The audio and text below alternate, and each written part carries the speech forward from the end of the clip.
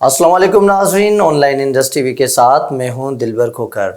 नाज़रीन, शाह महमूद कुरैशी का कहना था कि अदम एतमाद की तहरीक का सियासी व जमहूरी तरीके से मुकाबला करेंगे। इस्लामाबाद में मीडिया से गुफ्तगू करते हुए शाह महमूद कुरैशी का कहना था कि हम वफाकी दारुल हुकूमत में धरना देने नहीं आ रहे। उस बात में फ़र्क महसूस करें। कुछ चीज़ें ऐसी हैं जो वज़ीर आज़म कौम से शेयर करना चाहते हैं और जलसे के ज़रिए वज़ीर आज़म इमरान खान कौम को एतमाद में लेंगे। उन्होंने कहा कि अरकान को धमकी देने या राब्तों में रुकावट डालने का कोई इरादा नहीं। पीपल्स पार्टी ने लॉन्ग मार्च किया तो हुकूमत ने कहीं नहीं रोका। लॉन्ग मार्च करने वालों को आइंदा भी नहीं रोका जाएगा। शाह महमूद कुरैशी का कहना था कि अदम एतमाद की तहरीक का सियासी व जमहूरी तरीके से मुकाबला करेंगे। अपोजिशन वाले नंबर्स पूरे करने की दावा कर रहे हैं। नंबर्स पूरे हैं तो इस्लामाबाद में धरनों की क्या जरूरत, लेकिन उनकी सफ़ों में इंतशार है। उनका बस एक चीज पर इत्तफाक है कि इमरान खान को हटाना है। वजीर खारजा ने कहा कि अपोजिशन के पास कोई मुस्तकबिल की मनसूबा बंदी नहीं कि सेटअप क्या होगा, नई हुकूमत की मुद्दत क्या होगी और वजीर आजम कौन होगा।